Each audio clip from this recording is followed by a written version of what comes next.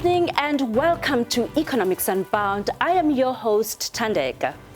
Well, as you saw yesterday, South Africans waited with bated breath for the much anticipated medium-term budget policy statement for 2020. It was delivered, of course, by the South African Finance Minister Tito Mboweni, a policy statement which communicates the policy goals of government. Wednesday's midterm budget policy statement confirmed this, setting aside months of controversy within cabinet and much discussion in society. Almost from the start, in December 2019, when SAA was put into business rescue, in January 2020, the governing party's ANC's Lekgotla decided that SAA would be restructured, but retained as a national flag carrier. This year's midterm budget policy statement was delayed by a week, an unprecedented thing, to allow time to address government's economic recovery plan announced earlier this month by President Cyril Ramaphosa. Good evening, Tans and dear viewer. Just to add more on this, Tans, the medium-term budget policy also provides a macroeconomic context, the foundation for a 3-year budget forecast, and the context in which the annual budget speech in February will be presented. The MTBS documents reveal in black and white what most South Africans already know. The situation is pretty bleak. Our nation is deeply indebted, our economy is shrinking, and millions are out of work. And there is much debate about how to deal with the debt, and we'll discuss that much later when we speak to the Deputy Minister of Finance, Dr. Massondo. That's true, Nana. At the moment, we use about 21 cents out of every rand just to pay the interest on our existing debt. And while there's an expectation that the economy will bounce back, Treasury is warning of a rocky road to any economic recovery. In other words, it'll be more like a VW shape rather than a V going downwards and an immediate bounce back. Now, Treasury is saying the pandemic will result in a highly uneven recovery that would be interrupted, perhaps, by fresh infection waves. Treasury expects the economy to contract by 7.8% in 2020 and bounce back a little next year, growing at 3.3%. However, it's only expected to recover to pre-pandemic levels at the end of 2024. Well, Tans, according to my understanding, Treasury believes the economy will bounce back in the medium term, predicting real GDP growth of 2.1% on average over the next 3 years. But there's a lot that can't be predicted. For instance, if another wave of infections hits and a harder lockdown is needed, the recovery will be set back. Now, the key is to close the budget deficit gap and stabilize debt. To this end, Treasury is looking at a raft of measures, both cost-cutting and revenue collection related, to try and narrow the deficit from 15.7% of GDP this year to 7.3% in 2023-2024. It's an ambitious goal, and making it all work will take a massive effort, both on the spending side and the revenue collection side. I do pray that another lockdown is not implemented because of all the hardships experienced by masses of South Africans throughout the country. Now, the Finance Minister, Tito Mboweni's midterm budget policy statement paints a bleak picture of government finances in their view. Now, expenditure, they say, is high, revenue is falling, government debt is growing, and the country faces the risk of a sovereign debt crisis in the future. National Treasury says failure to address the deterioration in government finances could lead to the country being unable to meet its key obligations. Government says its priorities over the next 3 years are economic recovery and returning government finances to a sustainable position. But this will be a long, painful road ahead. It's expected the economy will contract by 7.8% this year, worse than was earlier thought. Output in the economy is expected to return to pre-pandemic levels in 4 years' time. Government says the shock to the economic output translates to large revenue shortfalls. Government debt is rising, and so is the interest payment on debt. 21 cents of every rand of the main budget revenue goes to interest payment.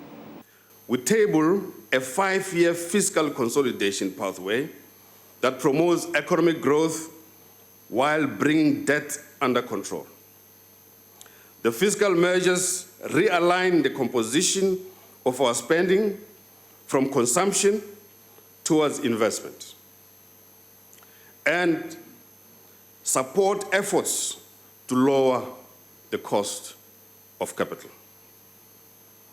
Our revised fiscal framework puts us on a course to stabilize the debt to GDP ratio at around 95% within the next 5 years. National Treasury says to support economic recovery, it is critical that fiscal imbalances do not act as a drag on growth or continue to widen, but there are serious risks to the fiscal outlook. They include the uncertainty around the speed of the economic recovery and the struggling state-owned companies needing assistance from the state. The government's 2018 wage agreement, currently before the Labour Court, and the upcoming wage talks pose another significant risk to the expenditure ceiling. Concerns of weak growth and rising fiscal deficits have already led to credit ratings downgrade. But some believe government's commitment to fiscal sustainability may keep South Africa safe from sinking deeper into sub-investment grade for now. The impression is that this commitment of the government is sufficient to appease, for the moment, credit risk rating agencies. However, it implies that the government will have to stick to these commitments over the period of the medium-term budget policy statement. Means that there will be no room for expansionary budgets and that South Africa will have to focus on containing its debt. The risks to economic outlook include the weaker than expected growth, failure to implement structural reforms, and continued deterioration in government finances. A possible second wave of COVID-19 infections, which could lead to new restrictions on economic activity, pose another risk to growth.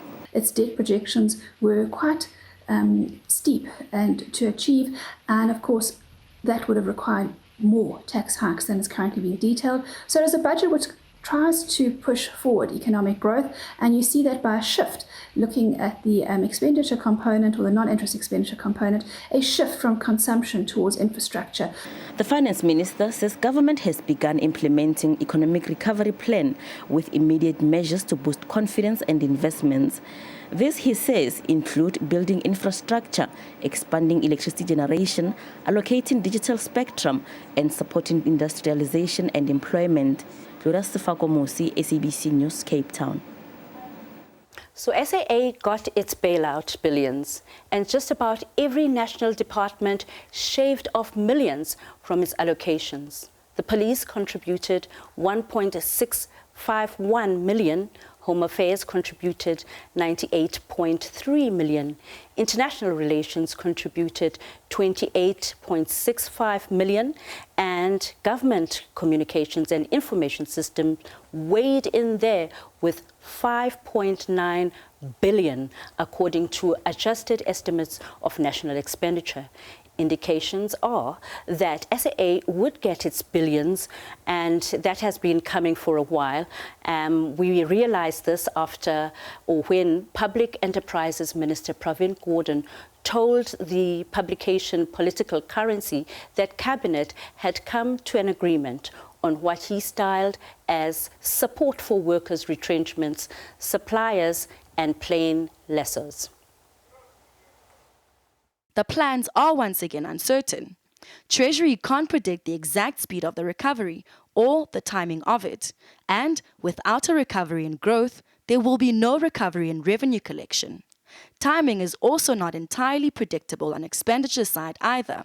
The bulk of savings hangs on cutting the public wage bill and the associated legal process likely to be protracted. So, how will government spend the money that we have? The plan is to shift priorities from consumption spending, things like wages, and use that money instead for projects that spur growth. Now, Treasury says that spending priorities remain in the social sphere. Education, health and social development will get the biggest pieces of the pie.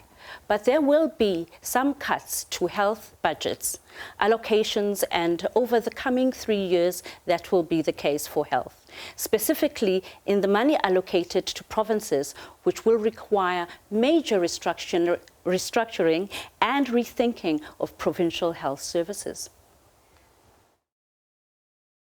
In terms of funding the economic recovery, government will prioritise spending on economic development, with a special focus on boosting tourism. The short-term tourism relief fund will be extended to mid-2021 to help small operators access working capital. In the medium term, government will set aside 540 million rand for a tourism equity fund to support black-owned and commercially viable enterprises to acquire shares in tourism enterprises. Well, to unpack more about the midterm budget policy statement, we have the Deputy Minister of Finance, Dr. David Massondo, on Skype. Good evening, Deputy Minister. How are you? Good evening, Tandega. Thanks for having me, and good evening to your viewers. Oh, you're most welcome. That was clearly a very challenging budget to construct and to compose into all its elements. Can you tell us, can you take us into your confidence and tell us why it was viewed as challenging and what was the tightrope? How would you define the tightrope that needed to be traveled along? In the context where, Tandega, where the expenditure, it's growing, revenue, it's not growing, and the debt it's also growing. We are now at around 3.9 trillion in terms of the debt, and it's going to grow to 5 trillion in the next 3 years. The challenge we had was, how do we maintain the social expenditure, social grants, and expenditure on economic growth through spending on infrastructure. So you were caught between stimulating demand, Deputy Minister. You were caught between stimulating demand and conserving our cash and handling the debt as well. Yes, because if we don't handle the debt, if the debt grows, it also means that our debt service costs, they also grow. And if the debt service costs grow, they crowd out expenditure on basic services. They also crowd out expenditure on infrastructure, and also crowd out investment, because if we keep on borrowing, it means that we're taking the savings out of the economy to consumption, and the businesses that are interested in using those savings to invest, there will be nothing left, because at that time government will have taken almost everything from the point of view of the savings. Now, which side did you lean on? Which side did you lean on? Did you really double down on austerity rather than lean towards social spending and solving the humanitarian crisis that has been staring this country in the face? I think we've balanced both, and I think we seem to have leaned more on the question of social expenditure. For instance, we have extended the unemployment grant for 3 months, and we've also increased the expenditure on infrastructure, notwithstanding some of the cuts that we had to do to accommodate SAA, and but I think we did our best to basically balance the imperatives that we are facing. In other words, making sure that you still invest in infrastructure, social expenditure, but also contain the growth of the debt and the deficit. So it seems that you're going to ease yourself out of the temporary basic income grant for people who are needy. But the question still remains, when you taper it off in 3 months' time, do you not anticipate a degree of social unrest? I think we need to have a conversation with society on these questions, that we do need to make sure that we grow our economy, because expenditure without growing the economy, it is not sustainable. If there's no economic growth, there's no material basis for us to generate more revenue, which is imported for paying all our expenditure as the state, which is also imported for dealing with the unemployment that we have. I mean, more than 2 million people are out of jobs as a consequence of COVID. Yes, there were pre-existing COVID challenges, but I think we do need to make sure that we really put our economy on a different economic trajectory. Now, do you think that a society that has these rampant levels of joblessness and really devastated household incomes can actually be said to be viable in the future? Isn't it that the levels of social pathology, which are already quite high in South Africa, would just simply rise, and you'll see a lot of domestic dysfunction, and a lot of households will simply be unable to fulfill their role in the economy? What is going to become of our society in years to come? Indeed, Thandeka, we're very concerned about that. And it's for that reason that as part of the immediate measures to contain, mitigate against those risks, we have, for instance, allocated around 12 billion to deal with the public mass employment. Yes, it's not enough. It's for this reason that we are working hard to make sure that the supplies side constraints on our economy, electricity, spectrum, water, we sort out those issues so that business will have confidence to invest in the economy. Because if you will continue to have this unreliable electricity supply, it causes all sorts of problems in the economy. Cost predictability for companies becomes a challenge. I mean, if you operating a firm and you're not sure when will electricity be cut, and when that electricity comes back, your machines were down for a while, to restart those machines may also cost a lot of damage on your machines, and that will create conditions in which your cost of running your factory, your business become higher, and no one will want to invest in such an economy. Yeah, so and it's for those this outages are very devastating. Very, very devastating.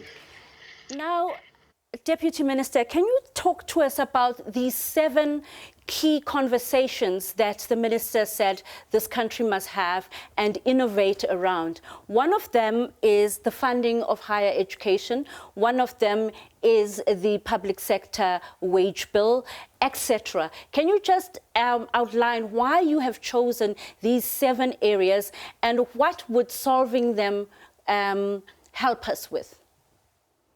One of the conversations, Thandeka, that we're having firstly internally in government is the zero-based budgeting, which is based on the idea that you don't budget on the basis of the baseline, on the basis of what you spend in the previous financial year. You spend on what you ought to do in that particular financial year.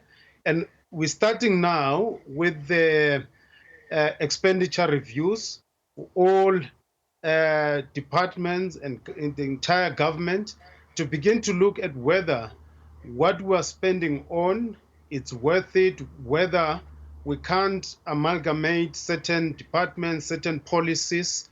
And we'll be starting with this in terms of implementation, the So it will zero-based be improving the efficiency of government and the efficiency of spending and getting us as citizens more buck for more bang for our buck. But it's about the other programs that will involve a discussion with society that we are more interested in. The Fees Must Fall movement was a social movement, a youth social movement that gripped the imagination of an entire country. And that discussion about the funding of higher education in this country is surely to traverse the kind of ground that we talked about during the Fees Must Fall movement. How do you see these things panning out?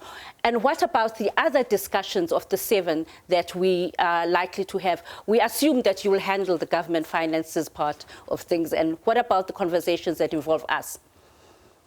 The conversation on the wage bill, it's ongoing with the labor movement.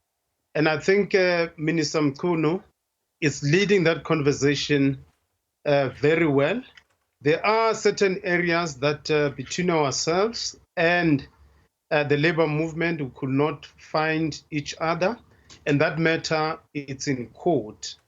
And I think the other conversation that we need to have is the SOEs. I mean, we've got 750 SOEs. The key question, do we need all of them? And if we need them, why? And those ones that we need them, what should be the level of government ownership participation? And to what extent should we open some of the SOEs for the private equity partners to come in to work with us, like you had in the context of Telkom, for instance? Yes. What should be their business models to help us to deal with these issues? So I do think that these are some of the big issues that we need to have. I mean, already we have generated some consensus at the NEDLAC level on the economic growth. And I think for us, Thandeka, it's how to make sure that we implement many of the things that we've basically said. Yes, there's some progress insofar as implementation in certain areas, like we're speaking about electricity. 13,000 megawatts will be generated as a consequence of what the Department of Minister, before we veer off the topic of SOE reform, SOE reform is long overdue. Many of these SOEs are a drag on the fiscus, and many South Africans want these SOEs to contribute to the development and the progress, social progress and economic progress in this country, and to be giving to the fiscus rather than taking from it. Now, the President, in his economic recovery plan, did say that models that were being considered are the sort of Chinese and the Singaporean model, where the public mandate is hived off from the commercial mandate of these SOEs, and a regulatory reform is introduced so that the commercial side of these entities is allowed to list, as he said, and to go off and internationalize. And yes, we have seen what the President is talking about, as many Chinese SOEs that were a decade ago a drag on their fiscus have now become Fortune 500 global companies. So is that the future that we can begin to anticipate and work towards? Yes, Thandeka, I think those are the conversations that we are having internally in government, and the President has put together the SOE Council, which is advising on those issues. As they are advising, there is work that is ongoing and conversations that we are also having on some of these SOEs. For instance, the whole question about Transnet business is concerned about some of the challenges associated with the cost of transportation of the goods and services that they basically transport. Yeah. The question is about how do we make sure that we regulate, transportation costs, transportation prices. In ESCOM, you do have a regulator, but in the context of Transnet, you do not have a regulator. It's the same thing with water. Yeah. The water board, they charge the prices to municipalities, and there's always a debate between municipalities that are responsible for water reticulation and distribution and the water board. And the debate there is, shouldn't we have a regulator who will regulate water prices in the same way as we do with ESCOM? Well, Minister, good luck to you as you steer the ship of government and hold the purse strings tight. We hope to have a much deeper discussion at another stage. Unfortunately, we have run out of time. Thank you so much for joining us. I'm sure the public and citizenry have enjoyed your contributions tonight. Thank you, sir. Thank you, Thandeka. Well, now let's take a short break.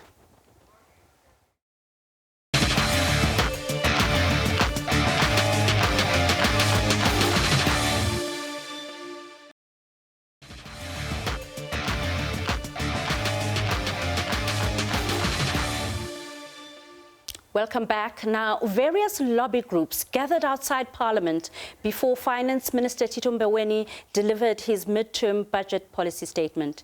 Education advocacy group Equal Education wants budget cuts for education to be reversed, while the South African Municipal Workers Union and NGOs have called for an end to social budget cuts.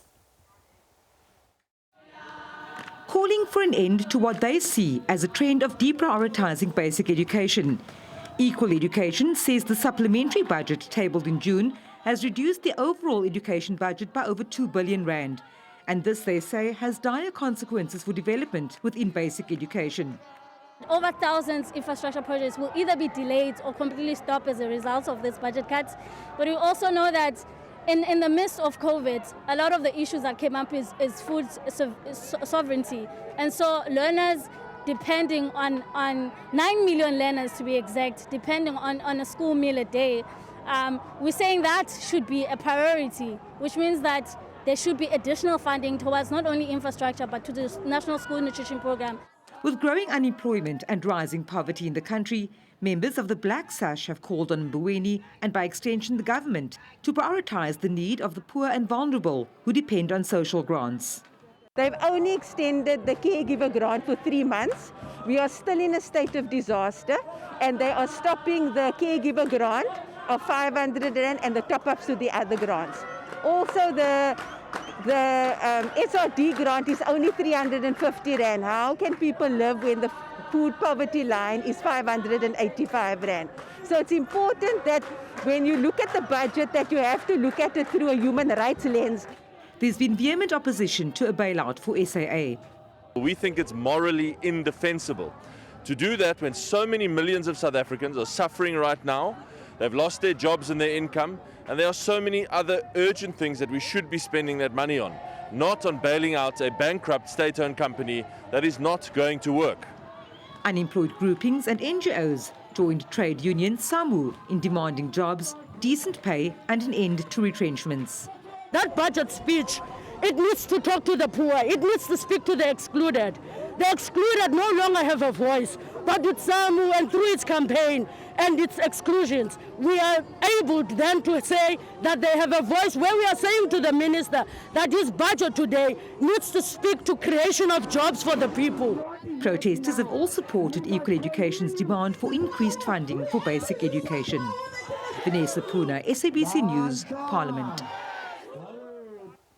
Now, Dr. Iraj Abedian, the founder and chief executive of Pan-African Investment and Research, joins us now to discuss just this moment in history, in our economic history. How would you characterize it? Nico, thanks very much for inviting me. I think the best way to define what we are living through is a moment of crisis and a moment of opportunity. The crisis, we know, it's just not only in South Africa, globally brought about by the COVID-19 pandemic, which has really wreaked havoc in the economies and in the societies across the globe. However, the opportunity that it has created, we mustn't let go. We we mustn't miss it out.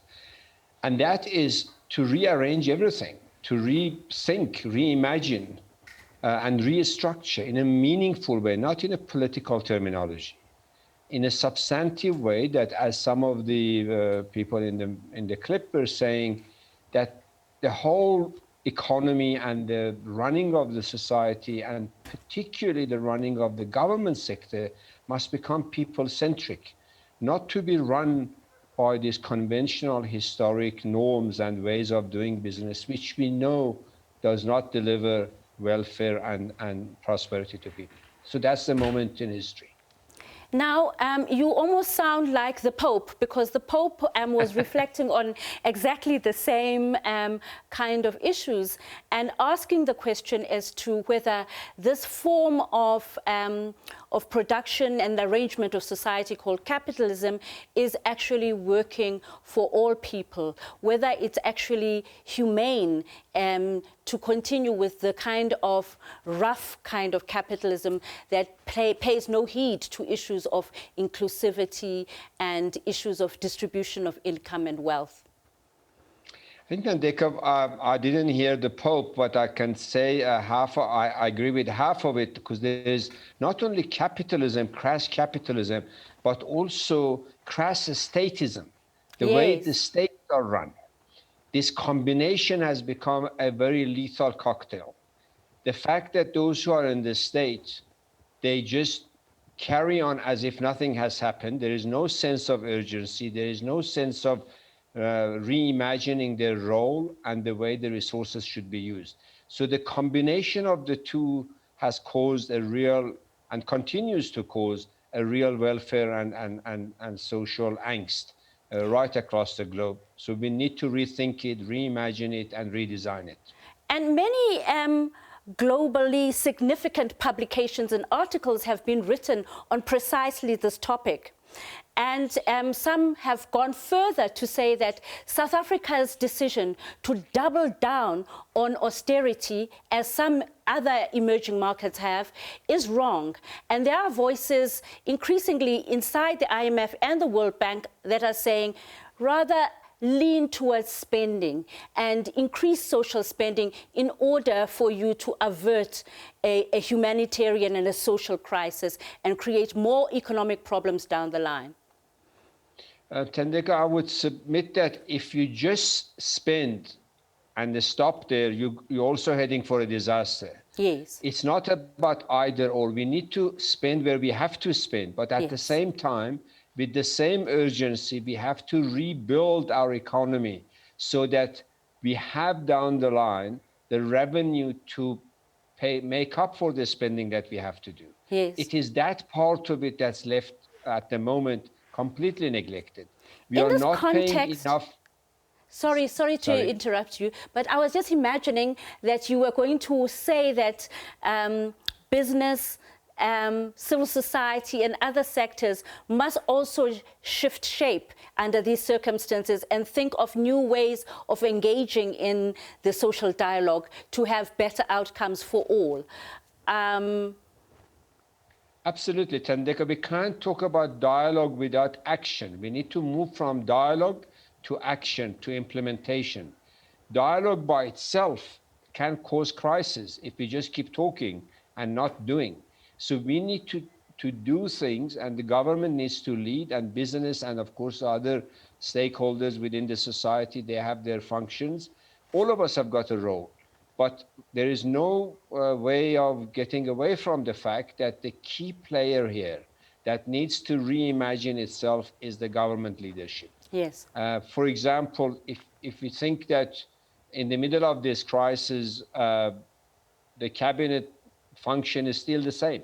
They still got the same. Every minister is in a colonial mode. A driver, a bag carrier, a this, a that. Each one of them is surrounded by 15, 16 people, costing an awful lot of money for delivering very little. If you look at the state-owned enterprises, the same. They don't have a sense that they have a crisis. At the same time that they have caused a crisis for us. But that's our history. But we need to focus on how to change this situation, and how has to focus on both expenditure priorities, and at the same time, production growth priorities so that we can afford to pay for the expenditure priorities. And you said, of course, that we have to think and act at the same time, which can be really difficult for us. Can you just reflect on what took place recently in NEDLAC? What do you think of the spirit of the deliberations in NEDLAC between all the social partners? And what do you think of the outcomes and the quality of the discussions at NEDLAC? And do you think these will take our country forward? I don't think so. I think it's a very diplomatic way of dealing with the issues. Do we want to deal with the crisis? Yes, but that doesn't help anybody. Do we want to grow our economy? Yes, but if the issue is not about sitting and talking and agreeing on some high-level objectives.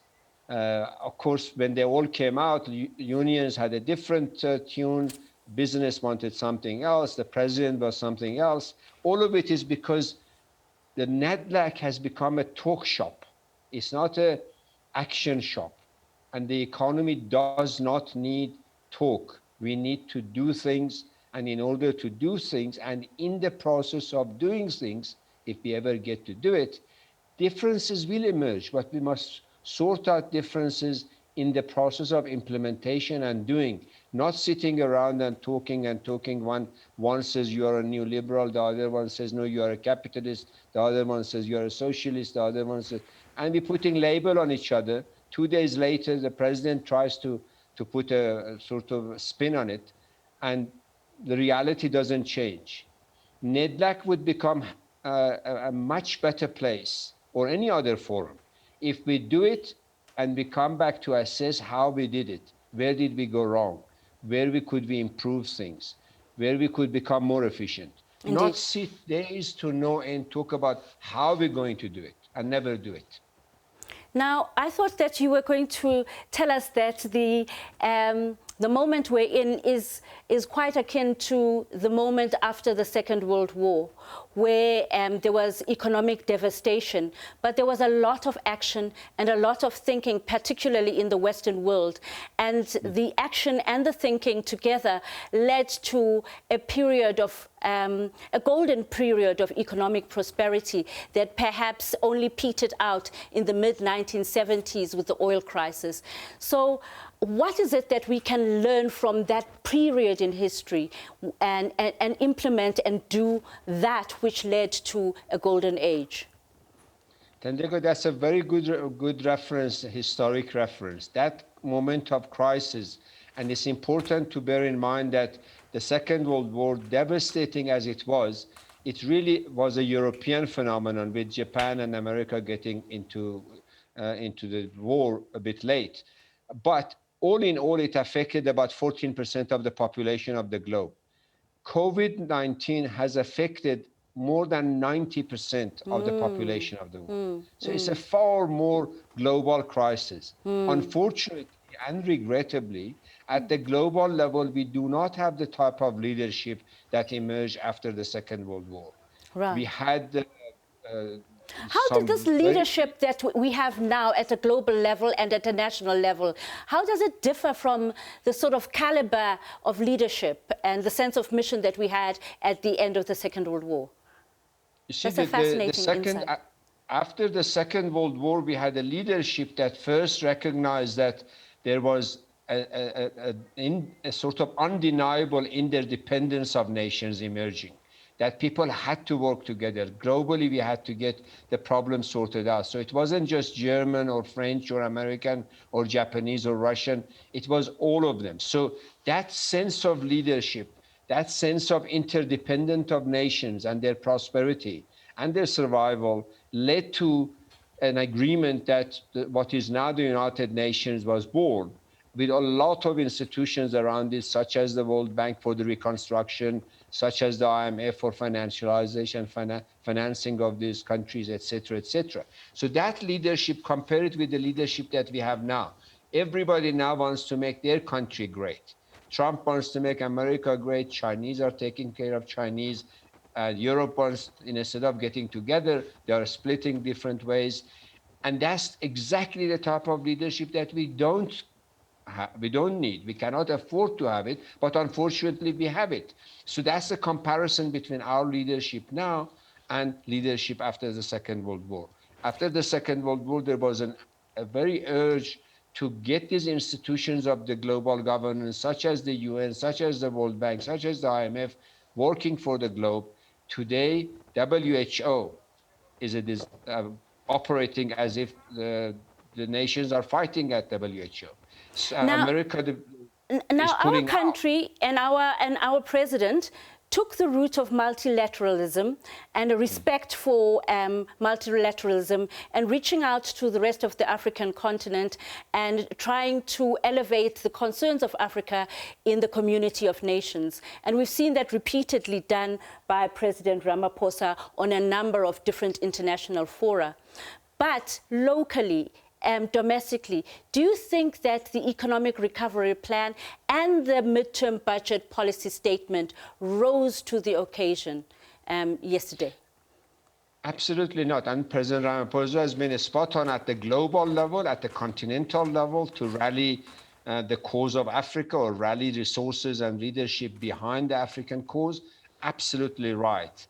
But when it comes to the national revival and for the continent of Africa, and definitely for the subcontinent of Africa, South Africa is a very critical player. Its success matters, not just for its own, but also for the region. And unfortunately, the economic recovery and the budget do not talk to the urgency and to the magnitude of the reimagination that we need. We are doing business as usual in a very, very highly unusual environment. And that, for me, was been a bit of disappointment that the recovery plan did not rise to the occasion. Well, on that note, thank you very much, Dr. Abedian, for joining us. It's always very interesting to get your insights. Thank you so much. Thank you. Now, public sector unions are up in arms following the announcement of deeper cuts to the public sector wage bill in the next 3 years by Finance Minister Tito Mboweni yesterday. The unions were already upset about government's refusal to increase wages this year in line with the 2018 public sector wage agreement.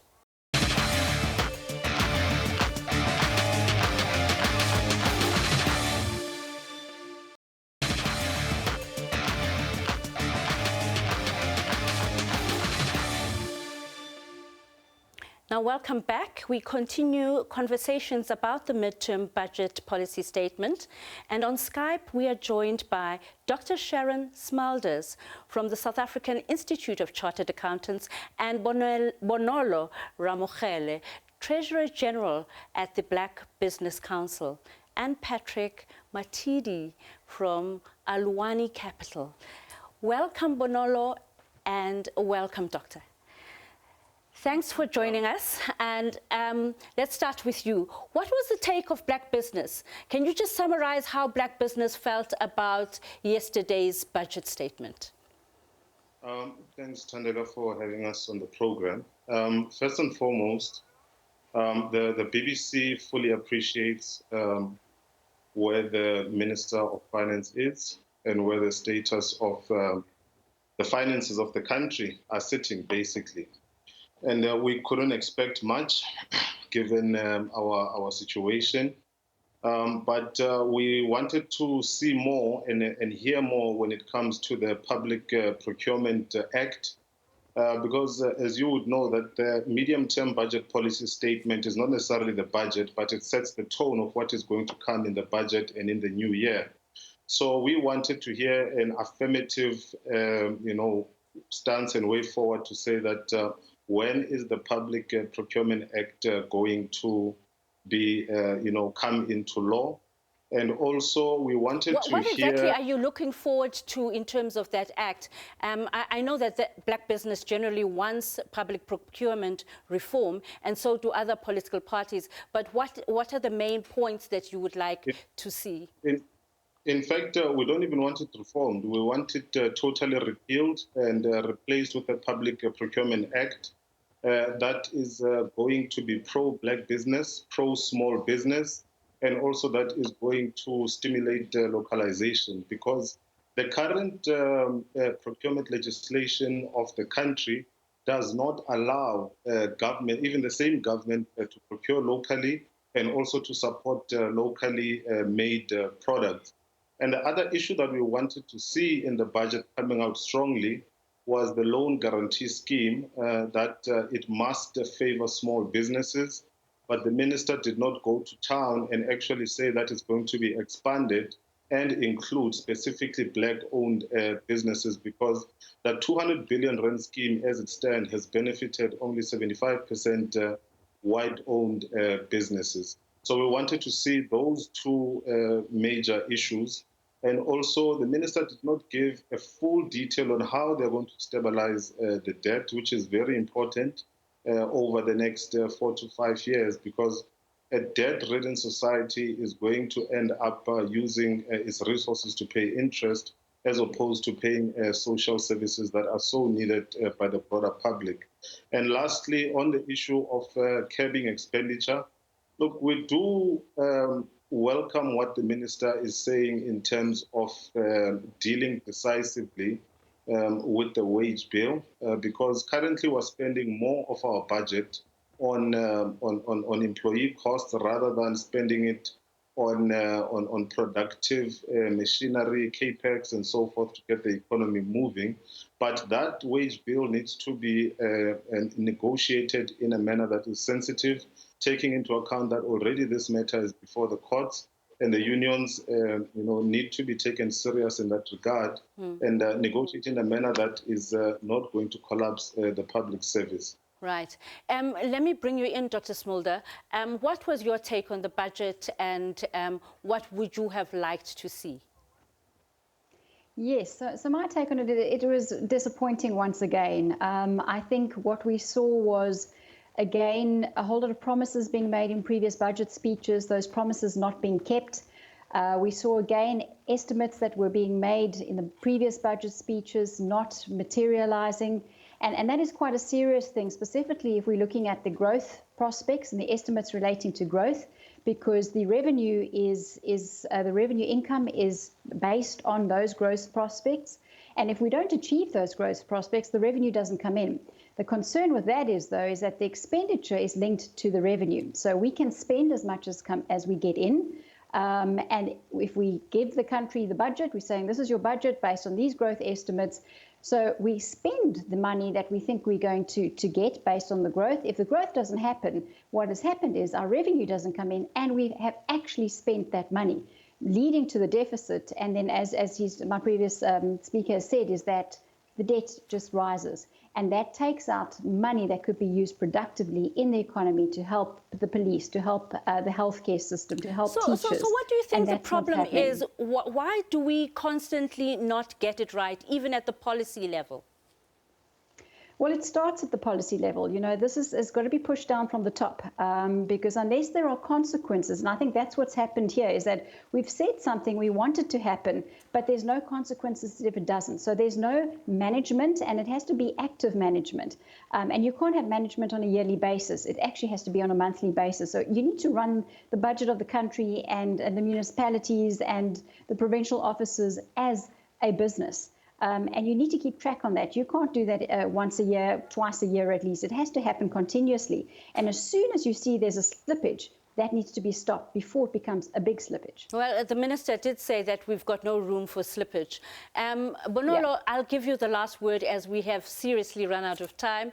Why do we constantly get it wrong? We've got a policy mix post-apartheid that has never really worked for us.